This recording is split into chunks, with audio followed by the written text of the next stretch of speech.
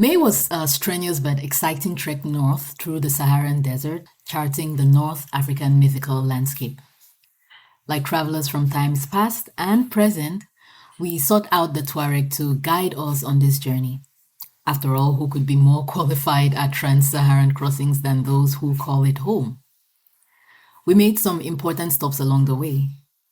We visited the Tassili Niger and Ahagar mountains, learning the folklore of peaks like Tahat, Tuyuyen, Andrian, and Ilaman. We marveled at the ancient beauty of Sefar, the lost city of the Sahara, and stopped by the legendary oasis known as the Nipple of the Earth.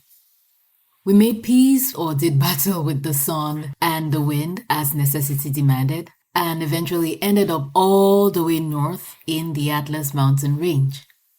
We stopped there for a while to catch our breaths and then traveled west into Morocco to learn the lore of and pay homage to Sidi Chamharouche, the great jinn of the Atlas Mountains.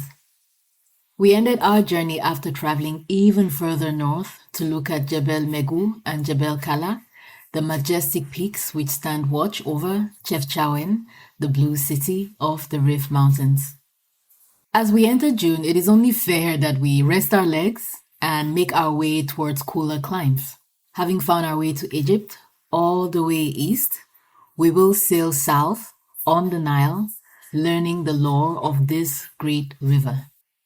In this week's episode of the Mythological Africans podcast, we set the tone for our voyage with a reading of Nile, a poem by playwright, translator, essayist, art director, and poet laureate of Ethiopia, Tsegaye Gebre Medhin. Hello, friends, and welcome to the Mythological Africans podcast, where we read and talk about stories from African mythology and folklore. I am your host, Helen Nde.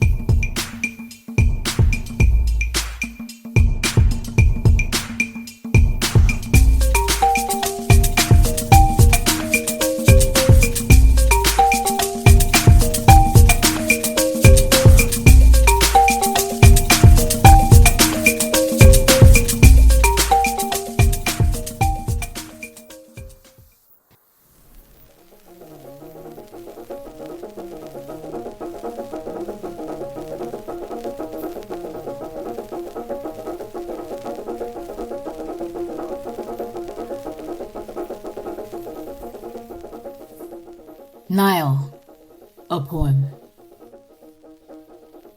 I am the first earth mother of all fertility. I am the source. I am the Nile. I am the African. I am the beginning. Oh, Arabia, how could you so conveniently have forgotten while your breath still hangs upon the threads of my springs? Oh, Egypt, you prodigal daughter born from my first love. I am your queen of the endless fresh waters, who rested my head upon the arms of Namer Kamenis when we joined in one our upper and lower lands to create you. O Sudan, born out of the bosom of my being, how could you so conveniently count down in miserable billions of petty cubic yards the eternal drops of my life-giving Nile to you? Beginning long before the earth fell from the eyeball of heaven, O Nile that gushes out from my breath of life, upon the throats of the billions of the earth's thirsty multitudes. O world, how could you so conveniently have forgotten that I, your first fountain, I, your ever Ethiopia, I, your first life, still survive for you? I rise like the sun from the deepest core of the globe. I am the conqueror of scorching pestilences. I am the Ethiopia that stretches her hands in supplication to God. I am the mother of the tallest traveler on the longest journey on earth. My name is Africa. I am the mother of the Nile.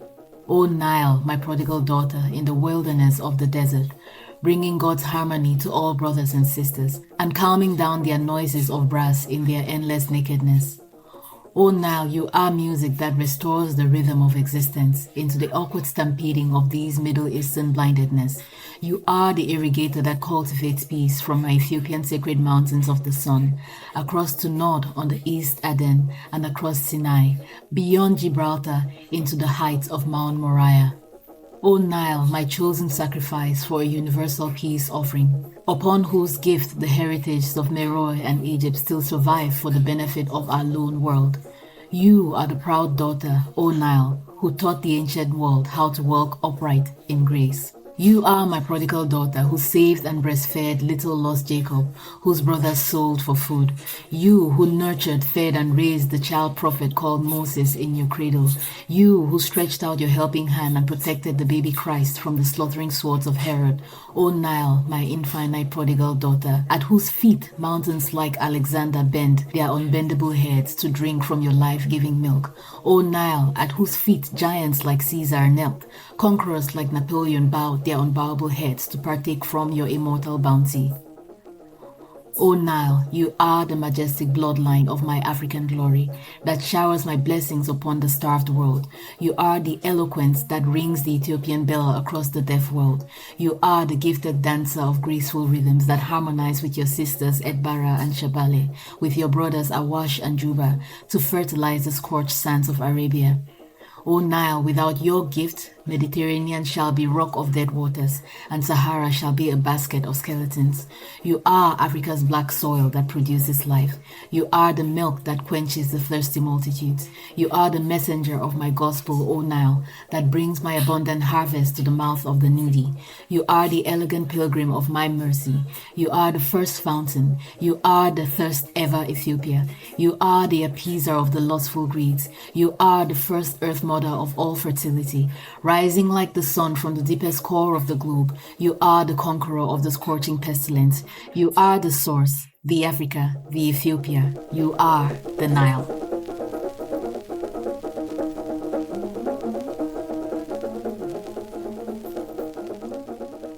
I hope you enjoyed this absolutely beautiful poem. There is much to unpack in it, and we will spend the next couple of episodes doing just that. I am very much looking forward to what we will learn. So much of what we know about the Nile comes from ancient Egyptian and Middle Eastern folkloric traditions. This is why we will focus on myths and folklore as told by people in the other countries the river flows through. We will, however, start in ancient Egypt with a reading and discussion of Hymn to the Nile. This is a 4,000-year-old poem of quite epic proportions, rightfully celebrating the Nile as the source of all life in Egypt. Thank you as always for listening, and see you next week.